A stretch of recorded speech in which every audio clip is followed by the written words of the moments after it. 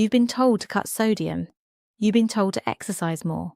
You've been told that managing blood pressure is about discipline and deprivation.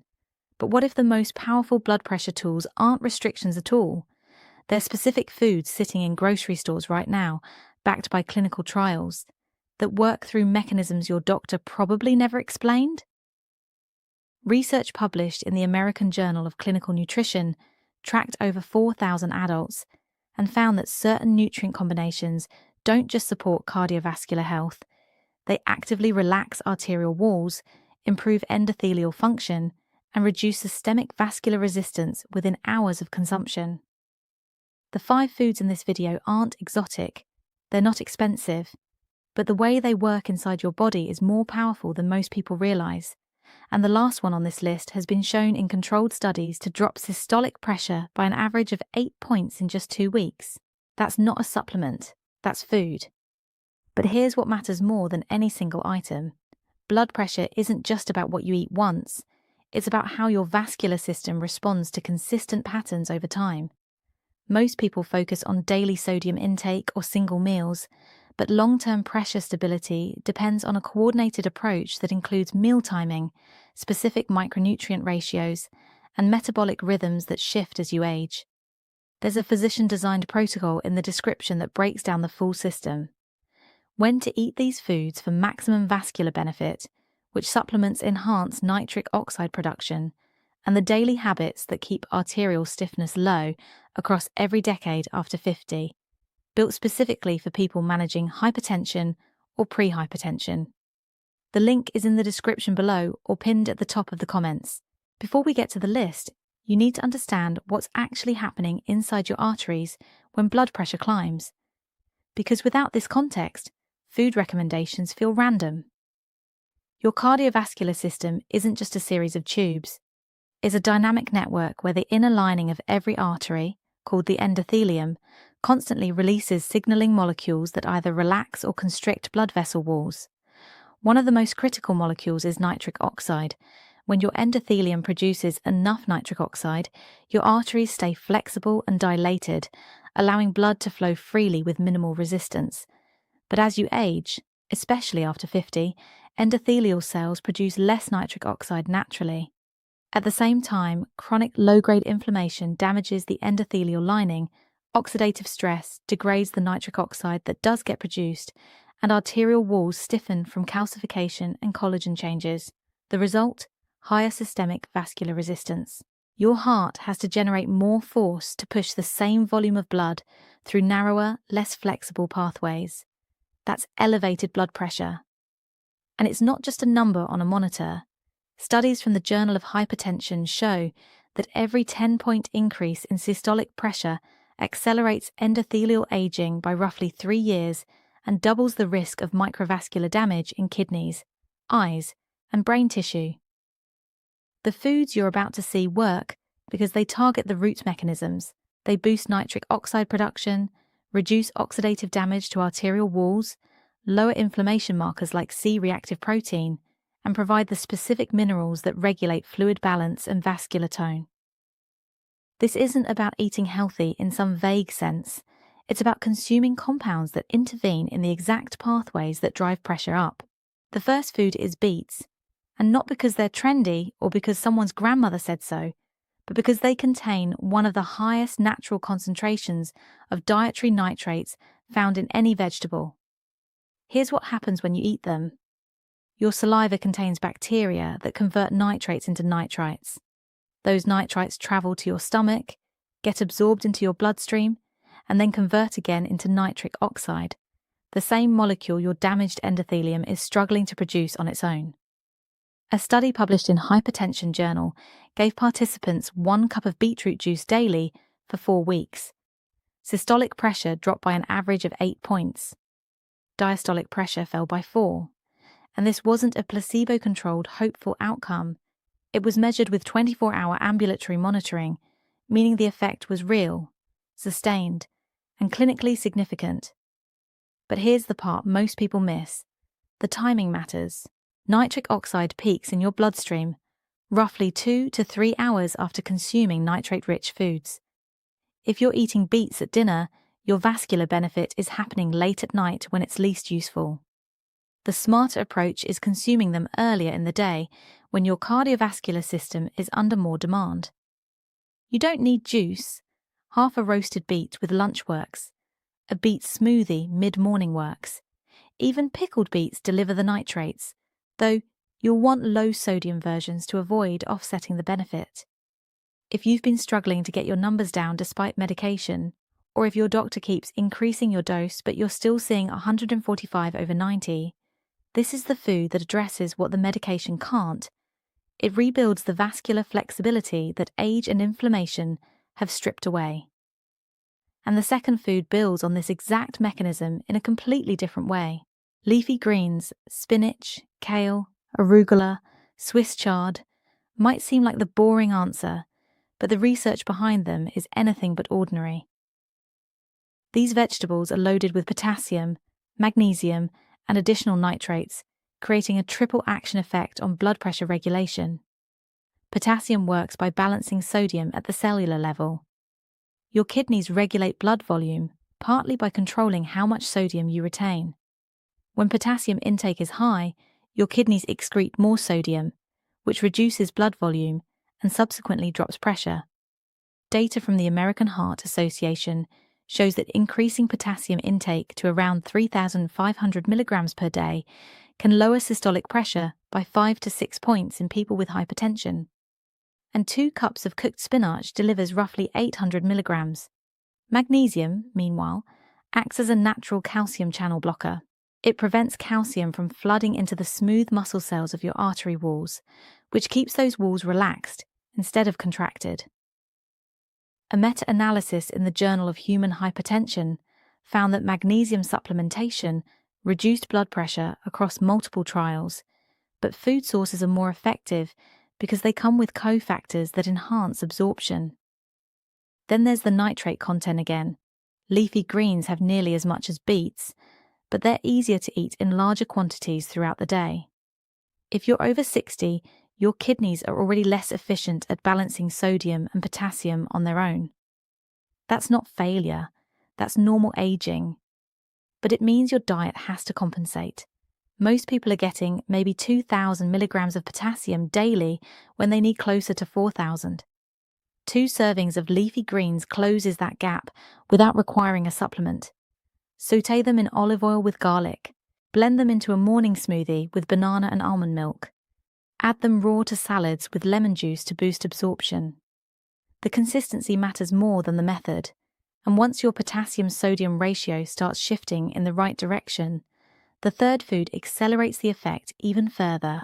Fatty fish, salmon, mackerel, sardines deliver something no plant food can: high concentrations of omega-3 fatty acids in the EPA and DHA forms your body actually uses. Here's why that matters for blood pressure specifically. Chronic inflammation is one of the primary drivers of endothelial dysfunction. When inflammatory cytokines circulate in your bloodstream, they damage the delicate lining of your arteries and interfere with nitric oxide production. Omega-3s are among the most powerful anti-inflammatory compounds available through diet. Research from the American Journal of Hypertension analyzed 17 randomized controlled trials involving over 1,000 participants and found that omega-3 supplementation reduced systolic pressure by an average of 4 points and diastolic by 3. But the effect was even stronger in people over 50 and those with existing hypertension, where reductions reach 6 to 8 points. The mechanism is multi-layered. Omega-3s get incorporated into the cell membranes of your arterial walls, making them more flexible and responsive. They reduce the production of inflammatory molecules called eicosanoids. They improve endothelial function by increasing nitric oxide availability, and they lower triglycerides, which when elevated contribute to arterial stiffness and plaque formation. You probably know someone who takes fish oil capsules. That's not the same thing.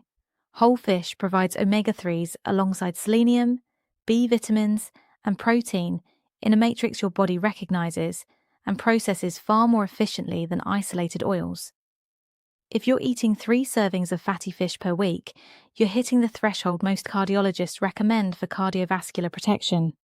Grill a salmon fillet with lemon and dill. Toss canned sardines into a salad with olive oil and vinegar. Make a mackerel pâté with Greek yogurt and herbs. Most people over 60 are omega-3 deficient without realizing it, because modern diets skew heavily toward omega-6 fatty acids from vegetable oils and processed foods, and that imbalance fuels the exact inflammation that's driving your pressure up. Correcting it doesn't just lower numbers, it reduces your risk of the vascular events those numbers predict. And the fourth food introduces a completely different mechanism that most people have never even heard of. Bananas aren't just convenient. They're one of the most potassium-dense whole foods available, delivering around 420 milligrams per medium fruit. But the real story isn't just potassium. It's about what happens when potassium combines with the natural fiber and resistant starch in bananas to influence something called the renin-angiotensin-aldosterone system, the hormonal cascade that regulates blood pressure at the kidney level. When your kidneys sense low blood flow or low sodium, they release an enzyme called renin. Renin triggers a chain reaction that produces angiotensin D, a powerful vasoconstrictor that narrows your blood vessels and raises pressure. At the same time, your adrenal glands release aldosterone, which tells your kidneys to hold onto sodium and water, increasing blood volume and pressure even more. This system is supposed to be a short-term emergency response, but in people with chronic hypertension, it's overactive. ACE inhibitors and ARBs, two of the most common blood pressure medications, work by blocking parts of this system. High potassium intake does something similar naturally. It suppresses renin release and reduces aldosterone secretion, essentially calming the system down before it spirals. A study in the Archives of Internal Medicine followed over 40,000 men for 4 years and found that those with the highest potassium intake had a 38% lower risk of stroke compared to those with the lowest intake, independent of other dietary factors. That's not a small effect. That's a protective mechanism strong enough to show up in population-level data.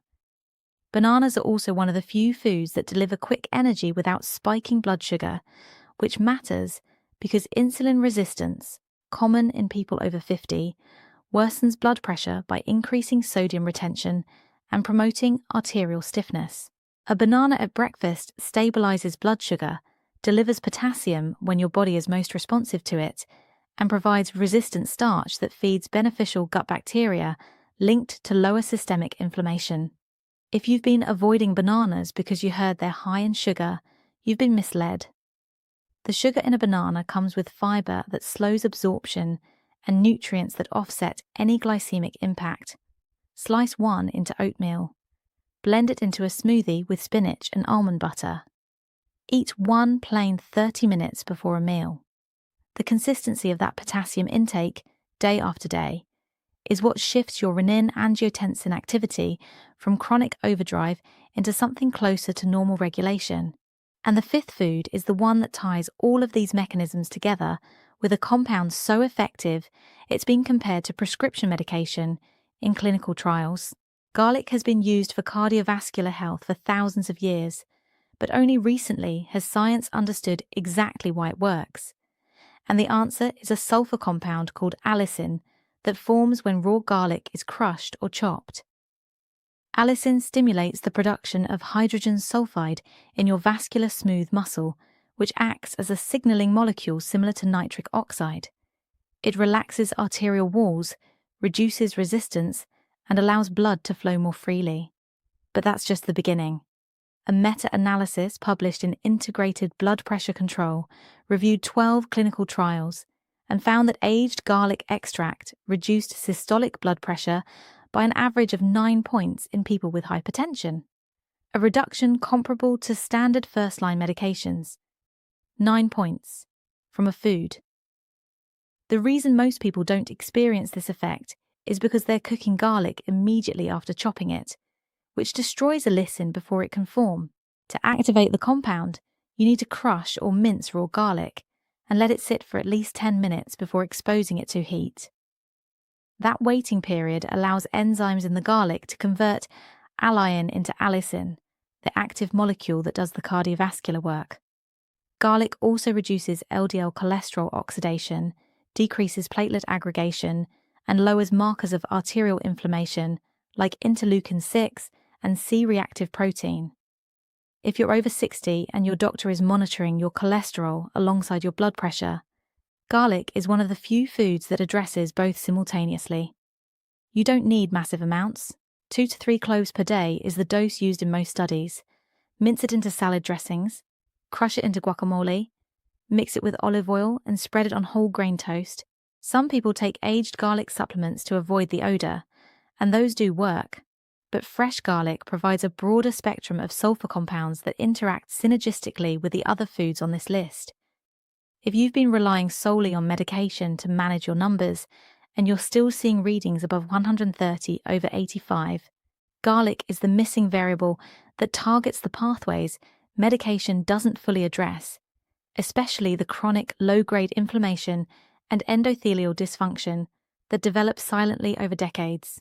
So what do you actually do with all of this? Start by building one meal per day around at least 3 of these 5 foods. A spinach and arugula salad with grilled salmon, roasted beets, a sliced banana on the side, and a garlic lemon dressing hits 4 categories in one sitting. A smoothie with spinach, banana, a tablespoon of ground flaxseed, and a clove of raw garlic blended in with berries and almond milk covers 3. The goal isn't perfection, it's pattern. Your cardiovascular system doesn't respond to a single perfect day.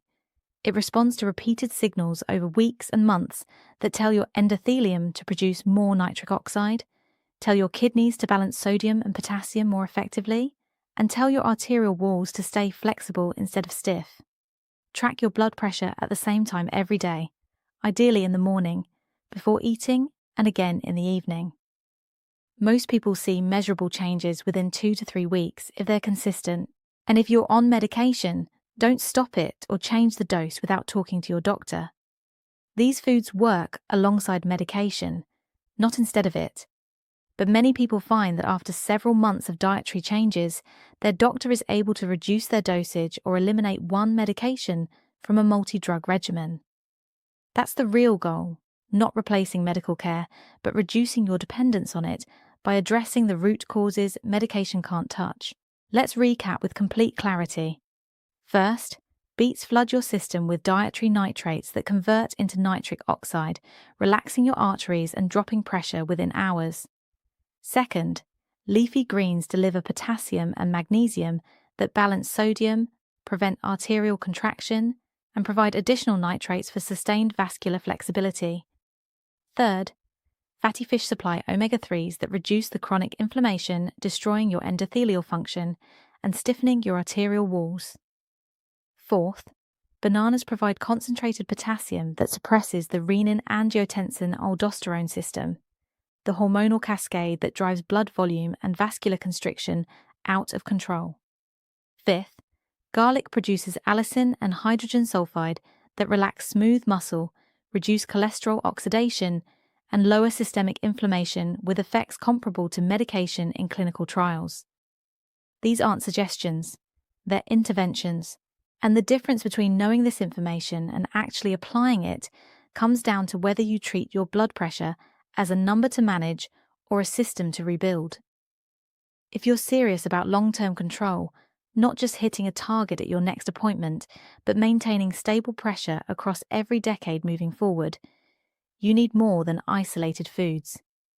You need a coordinated approach that accounts for meal timing, the sequence in which you eat these foods for maximum absorption, the supplements that enhance nitric oxide production overnight when your body is repairing arterial damage, and the daily routines that prevent the spikes and crashes that aid your cardiovascular system faster than anything else. There's a complete protocol in the description that walks through the full framework: what to eat and when for sustained vascular benefit, which specific compounds support endothelial repair during sleep, and the lifestyle patterns that reduce arterial stiffness long-term. Developed specifically for adults over 50 managing hypertension or prehypertension. The link is in the description below or pinned at the top of the comments. Your arteries are either aging or rebuilding every single day, depending on the signals you send them. Make sure you're sending the right ones.